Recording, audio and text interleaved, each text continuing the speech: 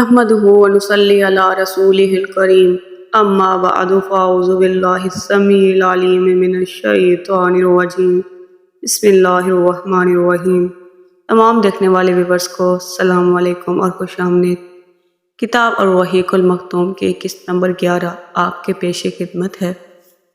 جب رسول اللہ صلی اللہ علیہ وسلم کے چچا ابو طالب نے آپ کی حمیت و حفاظت کے لیے دو خاندانوں کو جمع کر کے ان سے آپ کی حفاظت کا وعدہ لے لیا، قریش مکہ کو یقین ہو گیا کہ اب رسول اللہ صلی اللہ علیہ وسلم کو قتل کرنے کا منصوبہ بنانا خطرے سے خالی نہ ہوگا، تو انہوں نے ایک نہایت خطرناک تجویز سوچی۔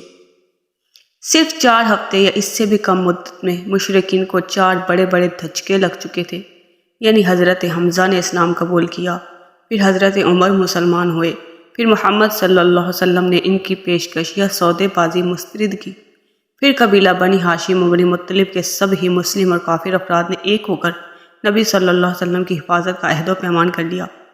اس سے مشرکین چکرا گئے۔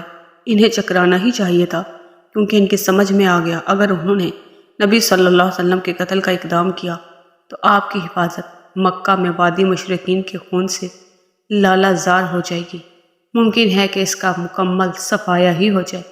اس لیے انہوں نے قتل کا منصوبہ چھوڑ کر ظلم کی ایک اور راہ تجویز کی۔ اس تجویز کے مطابق مشرکین وادی محصب میں خیف بنی کنانہ کے اندر جمع ہوئے، آپس میں بنی ہاشم اور بنی مطلب کے خلاف یہ عہد و پیمان کیا کہ نہ ان سے شادی بیاہ کریں گے، نہ خرید و فروخت کریں گے، نہ ان کے ساتھ اٹھے بیٹھیں گے، نہ ان سے میل جول رکھیں گے، نہ ان کے گھروں میں جائیں گے، نہ ان سے بات چیت کریں گے، جب تک وہ رسول اللہ صلی اللہ علیہ وسلم کو قتل کرنے کے لیے ان کے حوالے نہ کر دیں۔ مشرکین نے اس بائیکاٹ کی دستاویز کے طور پر ایک صحیفہ لکھا جس میں اس بات کا عہد و پیمان کیا گیا کہ بنی ہاشم کی طرف سے کبھی بھی صلح کی پیشکش قبول نہ کریں گے، نہ ان کے ساتھ کسی طرح کی مربت برتیں گے جب تک وہ رسول اللہ صلی اللہ علیہ وسلم کو قتل کرنے کے لیے مشرکین کے حوالے نہ کر دیں۔ ابن قیم کہتے ہیں کہ کہا جاتا ہے یہ صحیفہ منصور بن اکرمہ بن عامر بنی ہاشم نے لکھا تھا اور بعض کے نزدیک نضر بن حارث نے لکھا تھا، لیکن صحیح بات یہ ہے لکھنے والا بویز بن عامر بن ہاشم تھا۔ رسول اللہ صلی اللہ علیہ وسلم نے اس پر بد دعا کی اور اس کا ہاتھ شل ہو گیا۔ بہرحال یہ عہد و پیمان طے پا گیا اور صحیفہ خانہ کعبہ کے اندر لٹکا دیا گیا، اور اس کے نتیجے میں بنی ہاشم اور بنی مطلب کے خاندان کے سارے افراد، خواہ وہ کافر رہے ہوں یا مسلمان، سب کے سب شیب ابی طالب میں محبوس ہو گئے۔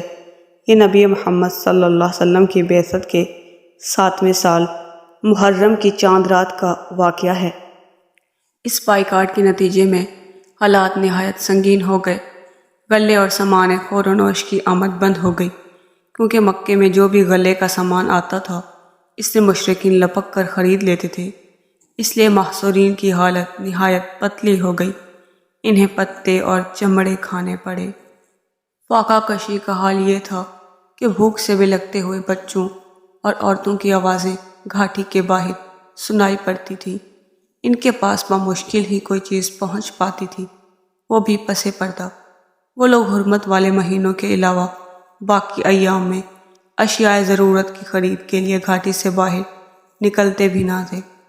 وہ اگرچہ قافلوں سے سامان خرید سکتے تھے جو باہر سے مکہ آتے تھے، لیکن ان کے سامان کے دام بھی مکے والے اس قدر بڑھا کر خریدنے کے لیے تیار ہو جاتے کہ محصورین کے لیے کچھ خریدنا مشکل ہو جاتا۔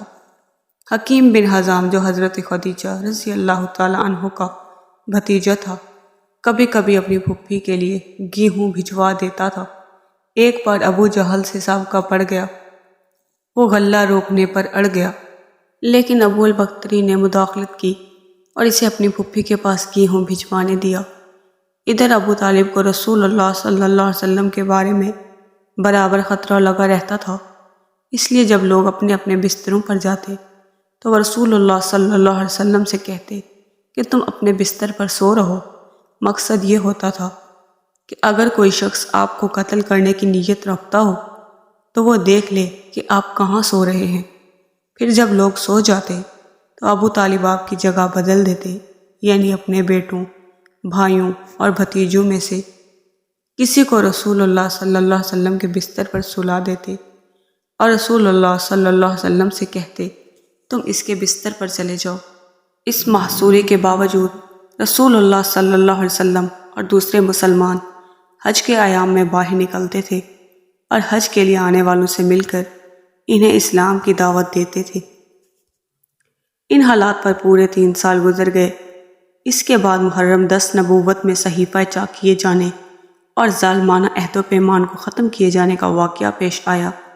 اس کی وجہ یہ تھی کہ شروع سے ہی قریش کے کچھ لوگ اگر اس عہد و پیمان سے راضی تھے تو کچھ ناراض بھی تھے۔ انہی ناراض لوگوں نے اس صحیفے کو چاک کرنے کے لیے کوشش کی۔ ان کا اصل محرک قبیلہ بنو عامر بن لوئی کا ہشام بن عمرو نامی ایک شخص تھا۔ یہ رات کی تاریکی میں چپکے چپکے شیب ابی طالب کے اندر غلہ بھیج کر بنو ہاشم کی مدد بھی کیا کرتا تھا۔ یہ زہیر بن ابی امیہ مخزومی کے پاس پہنچا۔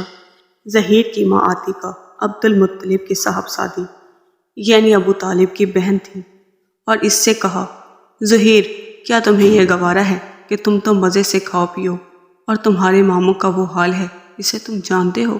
زہیر نے کہا افسوس، میں تنہا کیا کر سکتا ہوں؟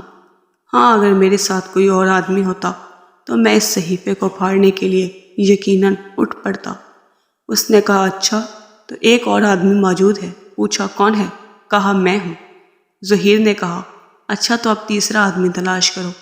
اس پر ہشام موتم بن عدی کے پاس گیا اور بنو ہاشم اور بنو مطلب سے جو کہ عبد مناف کی اولاد تھے موتم کے قریبی نسبی تعلق کا ذکر کر کے اسے ملامت کی کہ اس نے اس ظلم پر قریش کی ہم نوائی کیوں کر کی۔ یاد رہے کہ مطعم بھی عبد مناف ہی کی نسل سے تھا۔ مطعم نے کہا افسوس، میں تنہا کیا کر سکتا ہوں۔ ہشام نے کہا ایک آدمی اور موجود ہے۔ مطعم نے پوچھا کون ہے؟ ہشام نے کہا میں۔ مطعم نے کہا اچھا ایک تیسرا آدمی تلاش کرو۔ ہشام نے کہا یہ بھی کر چکا ہوں۔ پوچھا وہ کون ہے؟ کہا زہیر بن ابی امیہ۔ مطعم نے کہا اچھا تو اب چوتھا آدمی تلاش کرو۔ اس پر ہشام بن عمرو ابو البختری بن ہشام کے پاس گیا اور اس سے بھی اسی طرح کی گفتگو کی جیسی مطعم سے کی تھی۔ اس نے کہا بھلا اس کی کوئی تائید بھی کرنے والا ہے؟ ہشام نے کہا ہاں۔ پوچھا کون؟ کہا زہیر بن ابی امیہ، مطعم بن عدی اور میں۔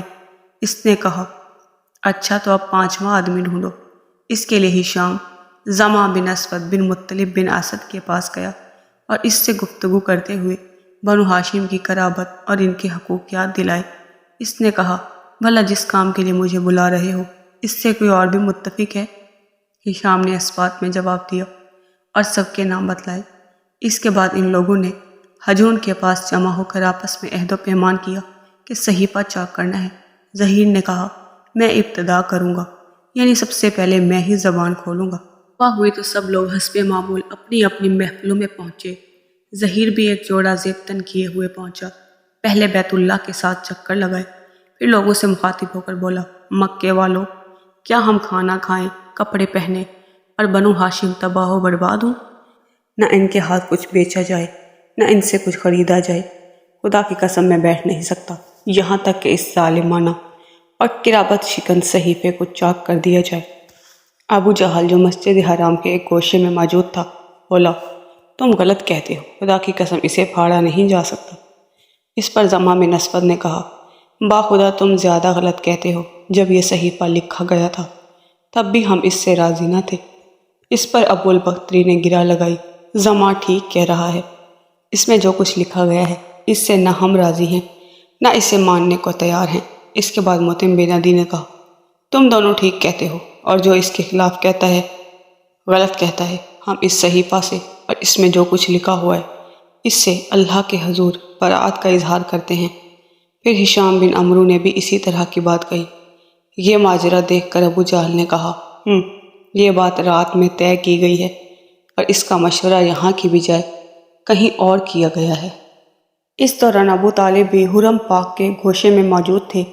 ان کے آنے کی وجہ یہ تھی کہ اللہ تعالیٰ نے رسول اللہ صلی اللہ علیہ وسلم کو اس صحیفے کے بارے میں یہ خبر دی تھی کہ اس پر اللہ تعالیٰ نے کیڑے بھیج دیے ہیں۔ انہوں نے ظلم و ستم اور قرابت شکنی کی ساری باتیں چٹ کر دی ہیں اور صرف اللہ عز و جل کا ذکر باقی چھوڑا ہے۔ پھر نبی صلی اللہ علیہ وسلم نے اپنے چچا کو یہ بات بتائی تو وہ قریش سے کہنے آئے تھے کہ ان کے بھتیجے نے انہیں یہ اور یہ خبر دی ہے، اگر وہ جھوٹا ثابت ہوا تو ہم تمہارے اور اس کے درمیان سے ہٹ جائیں گے اور جو تمہارا جی چاہے کرنا، لیکن اگر وہ سچا ثابت ہوا تو تمہیں ہمارے بائیکاٹ اور ظلم سے باز آنا ہوگا۔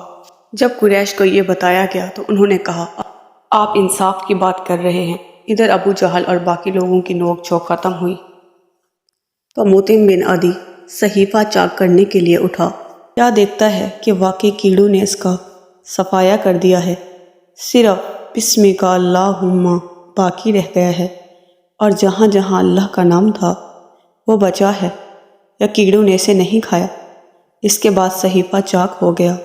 رسول اللہ صلی اللہ علیہ وسلم اور بقیہ تمام حضرات شیب ابی طالب سے نکل آئے اور مشرکین نے آپ کی نبوت کی ایک عظیم شان نشانی دیکھی، لیکن ان کا رویہ وہی رہا جس کا ذکر اس آیت میں ہے۔